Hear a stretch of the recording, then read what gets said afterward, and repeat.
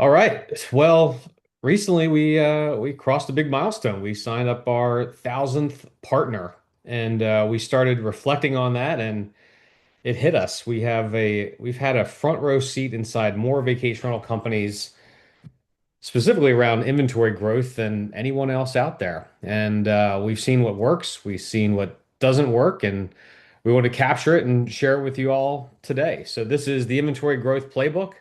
10 lessons from helping 1,000 property managers scale their business.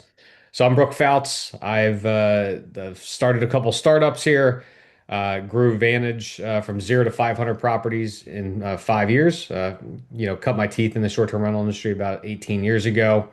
Brian and I launched Vintory about 7 years ago. And as we said earlier, we've helped over 1,000 companies grow their inventory. We also launched a company called Compareit.com. Compareit.com is the largest vacation rental marketplace of professional vacation rental managers. There's over 6,000 companies listed on there, and we get about 5,000 unique homeowners per month that are coming to the website looking for professional management. It's free to list on there, free to claim your listing, and also written a couple books on short-term rentals. All right, Brian. Hey, everybody. Brian Riggs here. So excited to chat with everybody. As Brooke mentioned, he and I have had many lifetimes together for sure. So, anyway, been in the industry for quite some time as both an operator and, of course, as a vendor as well. And, of course, my favorite bullet point is I've never read one of Brooke's books. So, that's a joke. Of course, That's it's right. yeah, absolutely. So, let's get into it, my man. All right, let's do it. All right, so these are the 10 lessons we've learned from helping over 1,000 property managers scale their business. Number one, they realized that cheap data is expensive. Number two, they all follow the seven key messaging building blocks in all their marketing. Number three, they build a brand that is slightly better than it actually is. Number four, they know their vacation rental inventory metrics. Number five, they never stop marketing. They are so consistent. Can't stop, won't stop. Number six, they know sometimes if you hire the right biz dev person, they can solve all your problems. Number seven, they respond quickly and persistently. Number eight, they build a referral machine. Number nine, they follow the rule of reciprocity. And number 10, they are remarkable. They differentiate. So, with that said, Brian, let's kick us off with some cheap data.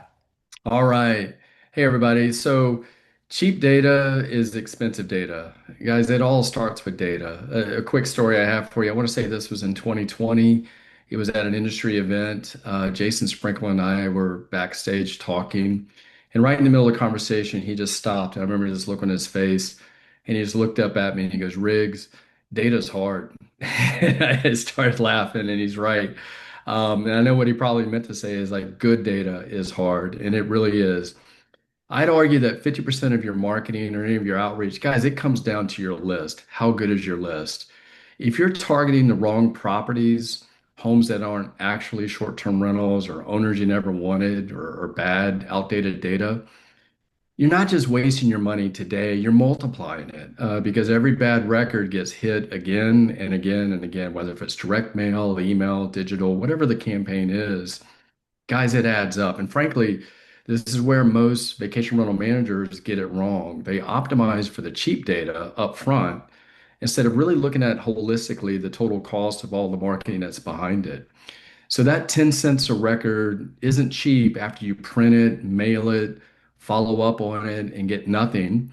And then here's something else that we see front row seat is it demoralizes your team. So when you hand them a bad data set, eventually they just turn it off, right? And so not only is it compounded there, but just how do you win back the team? And we see that all the time as well. Now, at the same time, this isn't about um, making your list smaller. It's about really making it right, staying on top of it. Better data is more effective spend, better leads, lower cost per deal. Cheap data feels efficient, but usually it just costs you so much more at the end.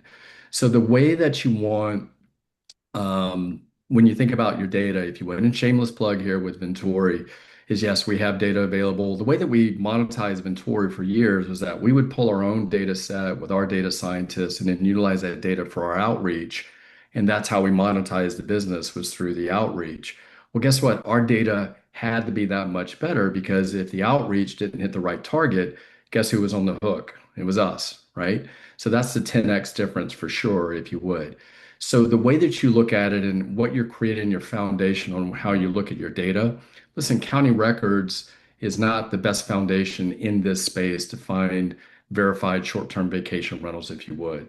So yes, you could utilize Mentori, or if you're a little bit more of a do-it-yourselfer, and you want to kind of get in there and get your hands dirty, you can go to Fiverr, you can go to Upwork. You want to find folks who really understand what scraping every PM website in the United States, all the big box players, national brands, pulling permits, doing all those things that we do, and then making sure they have a good way to append emails and phone numbers with high confidence.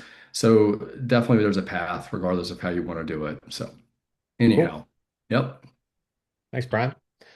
All right, lesson number two, the top performers we see out there, they always have their messaging super dialed in. So we helped and we've built out something called the seven key building blocks of messaging. And one of the things we do whenever we onboard a new partner is we build this out for them. This is the first thing we do in onboarding. We go through, we meet with their team, we find out what are those key messaging building blocks, and we use this on all the marketing that they have. We use this, doesn't matter if it's a postcard, um, it could be a landing page, it could be an owner presentation. Again, this almost becomes like their business one sheeter, and it's the first key thing that we do. So here's what those seven key messaging building blocks look like, and we'll go over these really briefly here. So number one, features and benefits. What are the key features and benefits of your rental program? What's in it for the owner? Number two, unique selling proposition or USP. What is the one thing that sets you apart? What is the one thing that makes your company who you are that no other company can say? So, if you look outside of our industry, if you look like Tom's Shoes, right? Buy one, give one. If you look inside our industry, if you were awarded like the Vacation Rental Manager of the Year, that would be a great USP. Or my friend Sean McGregor, he has a great USP. He only charges a commission if he gets a 5-star review. All right, number three, trust icons. Trust icons, they establish trust and credibility at a subconscious level. Some examples of some trust icons would be, if you're a Airbnb superhost or a guest favorite, if you're a plus rating on Better Business Bureau, if you have 4.9 stars on Google, like if you're a member of VR Nation, if you're a member of VRMA, like put those trust icons in there. And again, it's going to establish that trust and credibility for you. Number four, social proof. Social proof is a psychological phenomenon that people trust what people have to say about you. They feel like they don't necessarily need to do their due diligence on you if you already said something, good about them. Here's a little pro move. If you're doing any kind of micro targeting, which I highly recommend, this would be where you're doing specific targeting to like specific buildings, specific communities. Make sure you get that social proof, get those testimonials directly from people that live in those communities and in those buildings. Up next, compelling offer. My acid test for a compelling offer is envision your ICP, your ideal customer profile, is standing over the trash can and they're going through their direct mail. They come across your direct mail piece, they come across your postcard. And rather than dropping it in the trash can, dropping it in the recycling bin, what stops them in their tracks when they see your compelling offer and allows them to set it aside? Some good examples of compelling offers. It could be a, reduced commission for the first year. It could be a 0% commission for the first 6 months. I've even seen some people do, free hot tubs. I've seen people do signing bonuses. And when we show you the next slide, where we talk about, or in the future here about some of the math on this, you'll see why they actually do that. All right, call to action, CTA. Every marketing piece you have has to have some kind of call to action. You'd be surprised how many people actually build these beautiful marketing pieces and they don't have any kind of call to action. You want to drive them to take action. Don't let them think about it. Tell them exactly what you want them to go. Go back to that reptilian part of their brain and lead them exactly where you want them to be. Whether that's calling you, whether that's texting you, whether that's going to a landing page, whether it's scanning a QR code. You want to guide them exactly what you want them to do. And here's another little pro hack. Give them multiple options. Different people respond differently to different CTAs. My mom, for example, she wants to talk to somebody. She wants to get the warm and fuzzies after talking to somebody. My brother, he couldn't care less. He wants to just text the person and he wants to have the conversation that way. So again, give them multiple ways to reach out. And last but not least, risk reversals. Risk reversals reduce friction in the buying process. Make it so simple for them to sign up. Don't make them have any kind of hurdles when they want to sign up. You don't want to add any friction to that buying process. So eliminate all the objections in advance. So don't like, for example, some risk reversals could be no startup fees, no long-term contracts, 100% satisfaction guaranteed. Evolve actually has one of the best risk reversals I've ever seen. You can cancel, and if you cancel with Evolve, you actually get a 100% refund of your management fees. How do you say no to that? That's a great example of a risk reversal. All right, Brian, let's talk about branding. Yep. Build a brand that is better than you actually are. It's a tough slide, but to be frank with you, it kind of goes into point four in the last points there about social proof. The thought here, you need to be very thoughtful with what your brand is. Every company has good things and they have a couple things maybe they're not so good at. You need to lead with your best foot forward.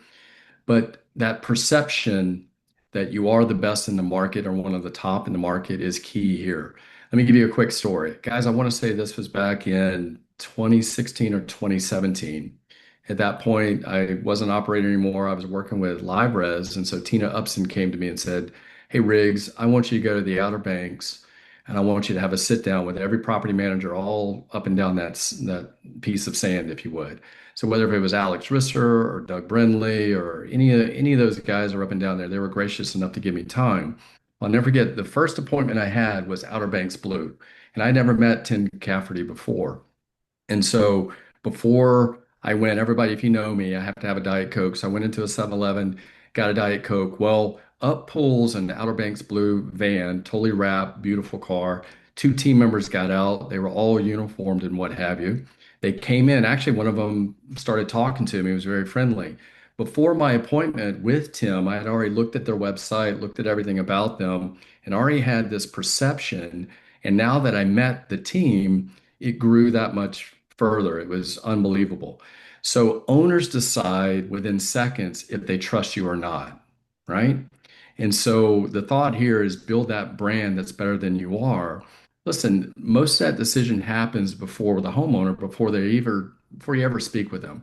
So early on, you really have to think about punching above your weight. Look bigger, look more professional, look more established than you actually are.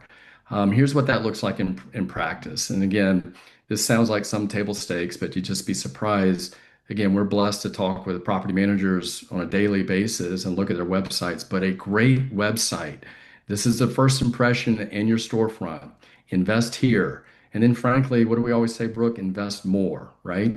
So, not only do you invest and look at that website, but take that website and then ask the peers, your business peers outside of your group, what they think of that site. Maybe they're not even in the industry. What do they think about it? How did they explore it? All of those things. You just have to really be dialed in on that. Professional photography. When I started to work for Steve Trover and Brooke here in Orlando, the photography they had, just the brochures, everything was just immaculate.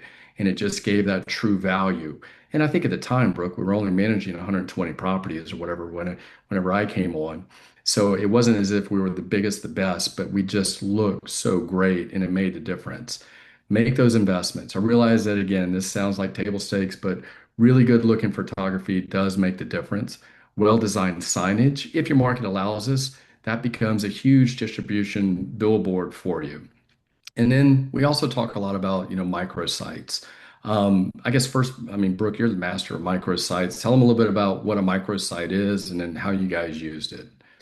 Yeah, so when I was in Ocean City, Ocean City is a 9, 10 mile sandbar with about 20,000 condos in it. We chased every property we could. We chased try to get every single condo we could.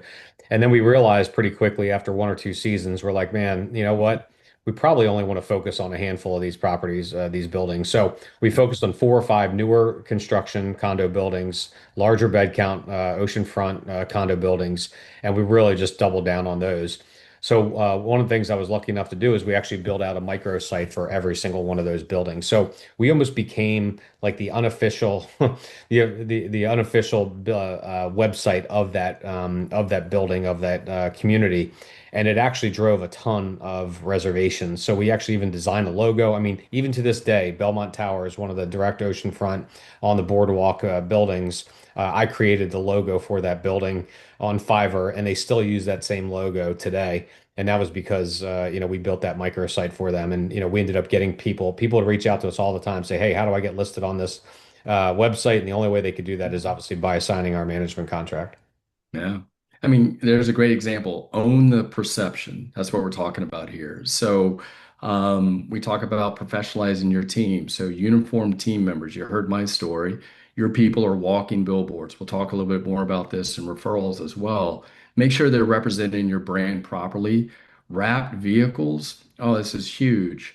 Wrapped vehicles, buy or lease really good looking vehicles, get them wrapped and keep them clean and get them out to where you need them to be. What you don't want to have happen is you pull up to your office and you got seven wrapped vehicles sitting outside your office. They're not doing any good there. What we used to do is strategically look at the calendar and we put vehicles in the neighborhoods where we were targeting. And we got so many calls just left and right, specifically from those vehicles. So when you look like the leader, owners assume you're the leader. And, the trying to early on when you're still earning it. This isn't about being fake. It's about truly compressing that timeline between where you are now and how you're perceived. And then something else that we did really well with Steve Trover and with Brooke is office tours, like truly dialed in office tours. Most folks are going to the property of the owner and meeting them there. I would strongly encourage you to create an office tour, invite them back, because remember, maybe they're speaking with you now, but it's going to be the entire team, your entire team that are going to be dealing with for years to come. So giving them the opportunity to look behind the curtain and meet the maintenance director, the housekeeping director, the finance director, the owners, all of those things and really have a good presentation, have a synced up calendar, show them the technology you're using. It was like Tiger Stadium at night. We had, I think, an 85% close rate if we got them in the building. So a dialed in office tour is huge for sure. Yep. So, Yep. yep. All right. Lesson number four, understanding your key vacation rental inventory metrics. This is a big one. I found probably 90% of most management companies have never really gone through the math and understanding if they're really even making any money or not, or if they are making money, how much they are. So I love this quote. We lose money on every sale, but we make up for it in volume. And I feel like that's sometimes how people think about vacation rentals and getting new properties. So here's the good news. You really only need to understand two metrics and how they relate to each other. So the first one is called customer acquisition cost or CAC. And CAC is Mhm. simply the amount it costs you to acquire a new customer, in this case, homeowner. And then the second one is lifetime value, LTV. This is the amount you make from each customer while they're in your portfolio. So we're going to go through an example here. The example uses the industry averages. So we'll go through everything. So we're going to go through a couple next slides here, but I just wanted to kind of give a baseline on where we're coming up for this information. So first up, we're using a gross booking revenue or GBR of 50,000, which according to key data is about the average in the US today. Our annual churn. Churn is what percentage of your inventory do you lose in a given year? In this case, the industry average is right around 10%, which if you have 10% churn, that means the lifetime on average per property is 10 years. Annual margins. Annual margins, what falls to the bottom line as a percentage of your gross booking revenue? According to Jacoby Olin, it's about 10%. So in this case, you have 50,000 GBR times 10%. You're making about $5,000 a year in EBITDA. That's how your profit falls to the bottom line. And again, talk about that CAC, that customer acquisition cost. Our targets typically with Vintory and with our partners, what we're always shooting for, kind of the rule of thumb is if you can get a CAC at what's called a 12-month CAC recovery. So what that means is your first year profits. If you can recoup that in that year one, then at that point, anything from year two on is all profits. So let's look at this example here. So again, we talked about we had this $5,000 CAC outlay at once we kind of sign up the property. but we're going to make $5,000 over the next year. That comes out to about $416 per month. Now, obviously, it's not going to be perfectly even like that. It's going to be a little bit more lumpier, but overall, it's going to look like this, and this is what it's going to look like at the end of the year. So again, this is what we're looking into that break even point. So again, we want to be able to break even for our marketing costs after 12 or at 12 months or before. That's our 12-month CAC recovery that we talked about before. So this is what it looks like on a cumulative basis. So again, we have our $5,000 outlay. Year one, we've broken even. That means from year two through all the way through year 10 is nothing but profits. So we've invested $5,000, we brought in 50,000, so we netted $45,000 after 1 year. This is not bad. So for an example, to put this in a relative perspective state here, if you were to invest that same $5,000 into, let's say, an S&P index fund, which is, the entire market, and let's just say that fund did 12% per year, which is fantastic. After 10 years, it would only have $15,000. But on this return that we're talking about here, you'd have $45,000. So you've over tripled your return of what the market actually were to do. If I were to call my financial advisor and say, hey, I've got this investment that'll 3x what the S&P index would do, he would say, back up a truck filled with cash and invest it into that, because you have what's called a money printing machine. This thing is spitting off profits and returns that they cannot capture, obviously, in the market. And there's a critical piece to this that you don't realize. This is just the cash flow that's coming from it. This does not take into account if and when you decide to sell your business, you are going to get a check for every one of those management contracts. Yep. And according to Jacoby Olin last year, the average purchase price per contract was $34,000. So again, I'd make an investment or make a call that there's not a better investment out there. But here's the thing, there's a catch.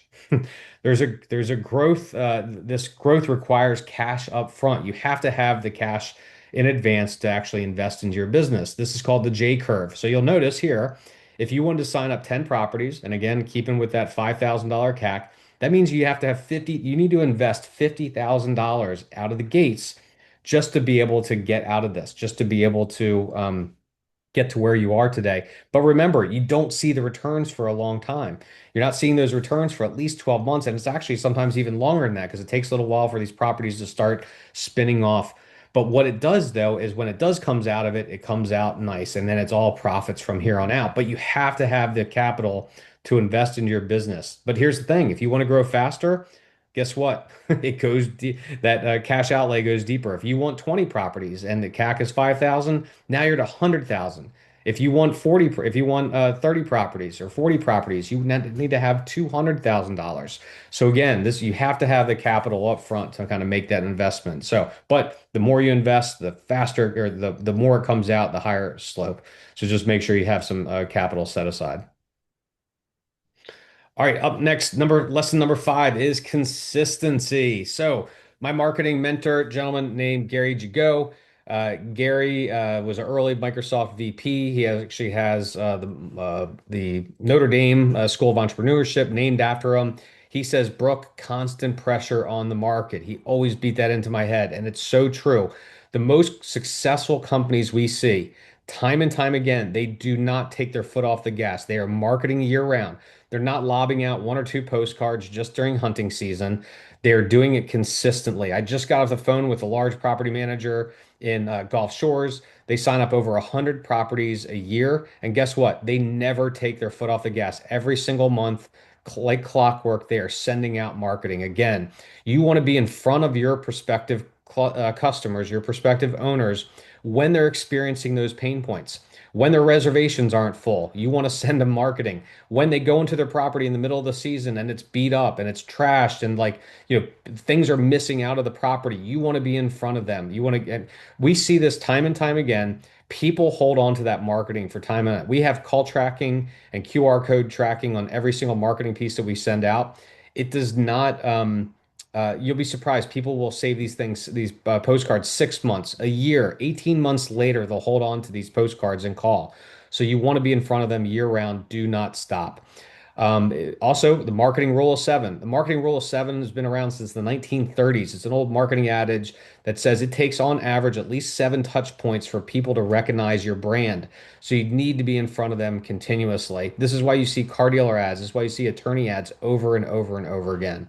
And I love this chart here. This is called the Valley of Disappointment. You got to be through that Valley of Disappointment. What you'll notice here, the dotted line is what you think happens. The solid line is what actually happens. And what happens is most people in this beige area here, this is called the Valley of Disappointment. This is when your competitors are canceling. This is when they're lobbing out one or two postcards and they're stopping. But you were smart. You stick with it. You keep trudging through. You're on that solid line, and you burn through that proverbial stall. You keep going, and notice what happens when you do come out of it. You actually surpass that dotted line, and the slope is much, much higher and you're actually signing up more and more property. So again, that momentum compounds and it builds off it. So again, you cannot stop marketing year round. All right, Brian, let's talk about hiring that rainmaker. All right, number six, everybody, your secret weapon here, right?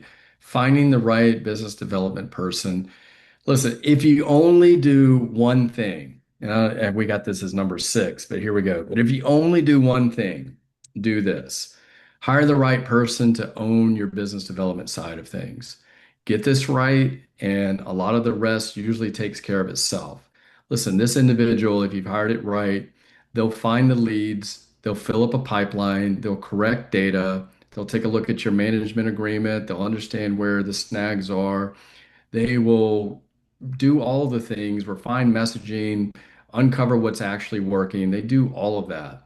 They get signed contracts as well. In many cases, frankly, if you're the owner or if you're trying to wear all these hats, this really isn't you. Either you don't have the bandwidth, which we hear half the time, or frankly, you're not naturally wired for it. And that's okay, right? This role rather requires a very specific profile. It has to be high energy, resilient, resilient also to rejection, right? That doesn't get them off center.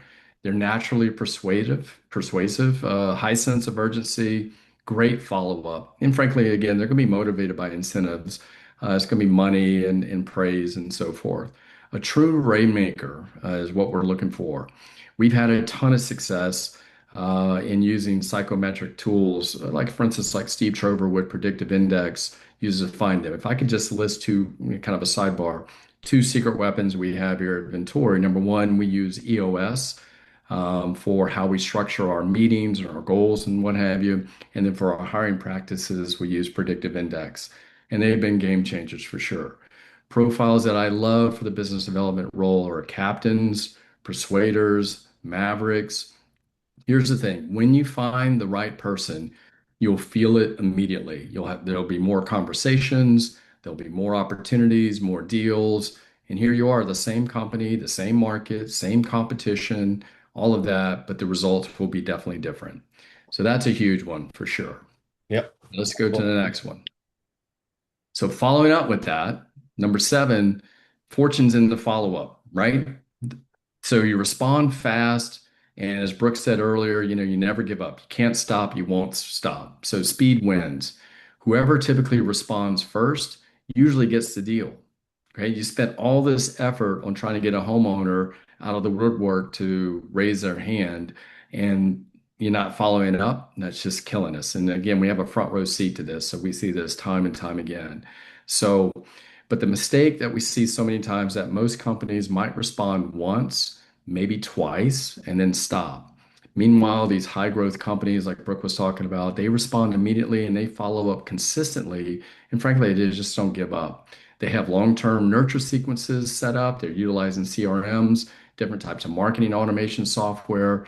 Because most owners, quite frankly, they may not respond back, after that first try, or maybe even the second or the third. So life just gets in the way. We know that. So the timing might not be right. They might forget. That doesn't mean that they're not interested. It just means that you need to keep showing up and being in front of them. So I say this all the time, and certainly it gets missed, but most deals, frankly, aren't lost to your competitors. They're just lost to silence, right? Just that one follow-up, two follow-ups doesn't work. Dennis from Cassiola shared with us one time that he thought that maybe 40% of the new owners that they have coming on come from what they call their long-term nurture. Mhm. So they've probably been working that owner for a year. But guess what? They don't give up. They don't stop, right? So these companies that are winning are the ones that are very fast, they're persistent. And quite frankly, if you've done point six right, that will get solved because a great BD rep, lives in that follow-up. They understand that the fortune's in the follow-up for sure. Okay. All right, let's move on to the next one. Oh, yes. Love this one. So, a referral machine. Okay. When I started when I got into the industry back when Steve Trover and Brooke recruited me, I basically, one of the charges that I had was that I had to have lunch every week with a broker, right? Somebody in a real estate agency that was associated with short-term rentals. And I want to say every 2 weeks I had to present at a brokerage's office or something like that. So, those are some of the metrics that I had to follow. But when you unlock a recurring stream of new owners, one solid referral can turn into just dozens and dozens of new deals per year. It's just that gift that keeps on giving. Here's the other thing about referrals. So, guys, you remember the slide on the CAC about the 12-month return and what have you based on your investment? Referrals can help shorten that too. Okay, so the more you work with the referral side of things, you can shorten that CAC also. So it's a great investment to think about this. So, who is in your ecosystem? I call it your circle of influence, your realtors, your builders, interior designers, contractors, mortgage folks, cleaners, pool techs, landscapers. I mean, it's all these folks are out there. Some of the best deals we've ever seen have come from housekeepers, maintenance folks, home service companies. These are great leads that have come in from that because they're in the homes, they're out there seeing everything. They know who's unhappy. So when you think about your vendors, I always talk about treat them very well, host vendor appreciation events, build those relationships. And then when you think about your team, activate your team. Again, we mentioned about their walking billboard. So get them outfitted. If you're not doing uniforms, at least get them cards that they can pass out to if they do meet somebody prospective. And then meet with them and coach them in role play of how to present themselves. And then, quite frankly, do an incentive. So, if a homeowner comes on board that somebody at one of your vendors or one of your team members referred, give them an incentive. What did Charlie Munger always say? Show me the incentives, I'll show you the outcome. This done right, it becomes a great flywheel, more relationships, more deals. I'll tell you one quick story. I used to do breakfasts. So I would come up and show up with coffee and do these stand-up meetings for the different brokerages throughout Orlando. And so I'd stand up, talk a little bit about what we do and how we're different and how I could help out, these agents, with the sale of the property with a new owner. And then at the end of it, I'd give out a $5 gift card. Now, back then, at $5 could probably buy something. So today, maybe it's a $10, but like a simple $5 Starbucks gift card for these little questions and answers session. So this is great. From one of those $5 gift cards, I think one of those agents brought me over the period of 3 years about 22 deals, 22 homeowners, from that one because we created that relationship. So this done right, again, it's thoughtfulness, but empowering them and then coaching them and then following up and making sure you have the incentive is huge. It's So like love this one. it's Yeah, like the Jelly of the Month Club, right? The gift that keeps on giving. that's it. That's it. So All right. Lesson number nine, the top people out there, the top companies, they leverage the rule of reciprocity. So the rule of reciprocity came from Dr. Cialdini and his book Influence, The Psychology of Persuasion. It's one of my favorite books. I reread it probably once, sometimes even twice a year. Highly recommend it. So the rule of reciprocity simply states that if you give somebody something, they feel obligated to give you something back in return. It's hardwired into human nature. People don't want to be mooches. And this kind of follows the same concept of another great book that I highly recommend from Gary Vee.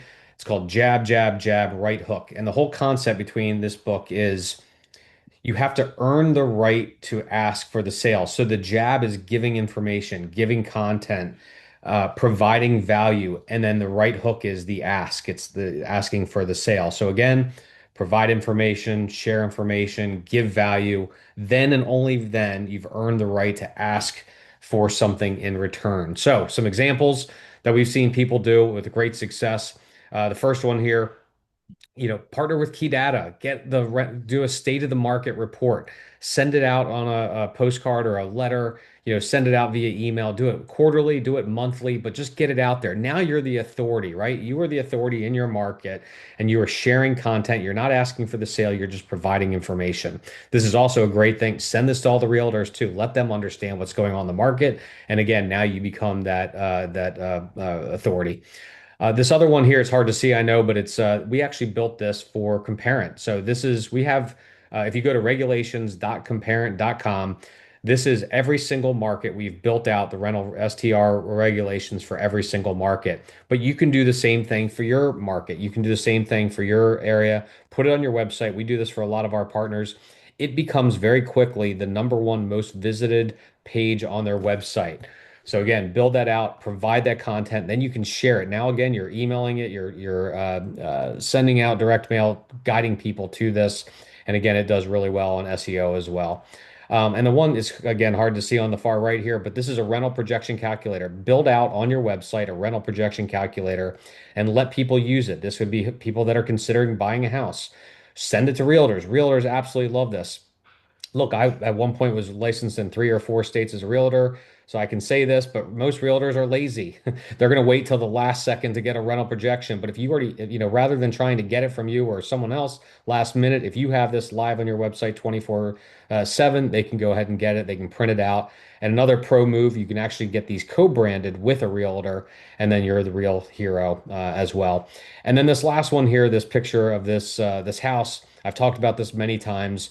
This is a watercolor painting, so you can produce these very easily. So what I would recommend you do, and many of our partners are doing this, find like your top 10 properties. These are like your marquee properties that you would love to have in your rental program. Grab a picture, copy, paste it into ChatGPT with a simple prompt of turn this into a watercolor painting. Print it out, print it on like a nice parchment paper, frame it, mail it with a handwritten note directly to those homeowners. You'd be surprised how that simple little rule of reciprocity turns into many gifts.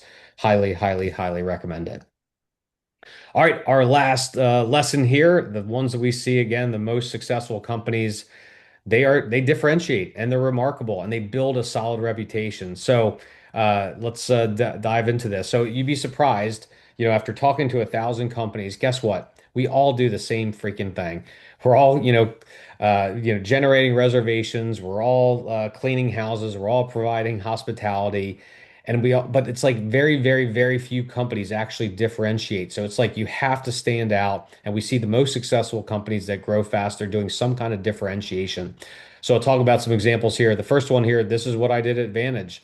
Now we originally did these first couple to get new guests, but what the unintended consequence was actually that the owners absolutely loved it.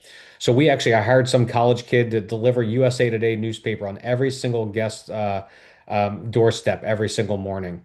We partnered with Gold's Gym. We gave a free gym membership to every single guest that stayed with us.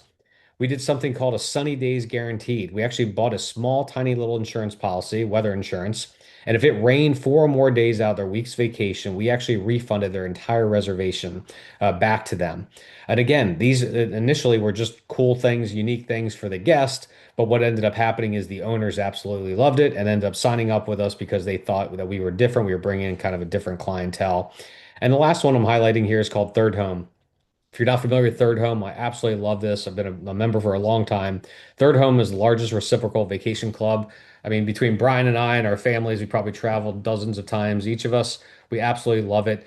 So what you do is if you put your property in Third Home, you get access to over 18,000 properties all over the world. So we actually included this when every new homeowner signed up with Vantage, they got a free membership to Third Home. So now they could leverage their second home and turn it into, travel all throughout the year for pennies on the dollar. Absolutely great way to differentiate.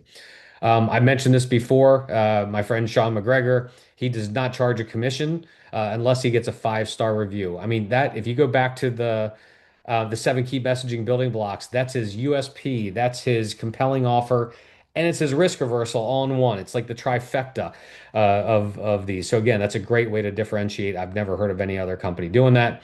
Blue Ocean Strategy, another one of my favorite books. Absolutely love it. The whole concept behind Blue Ocean Strategy is how do you build a business How do you build a company where the competition doesn't exist, where literally nobody else, can compete with you? So Brian and I did this down in Orlando.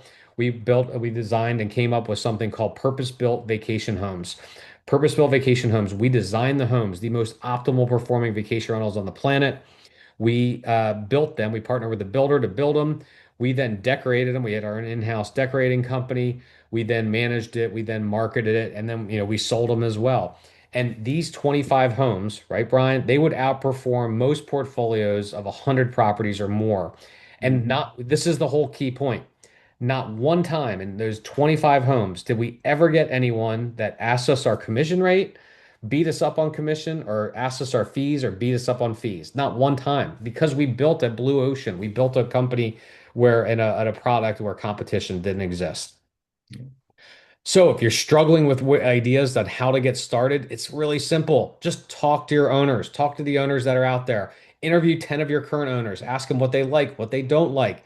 Go to 10 owners that have left your program. Say, "Hey, what do you like? What do you not like? Why did you leave my program? What do you see at this other company where you are that you like better?" And then go to 10 RBOs, rent by owners, ask them what they like and what they don't like and what they're looking for. Pretty quickly, you'll see some common patterns, and you can build that into your program that nobody else is doing. So again, differentiate. So there you have it. Those are the 10 lessons that we've learned from helping over 1,000 property managers scale.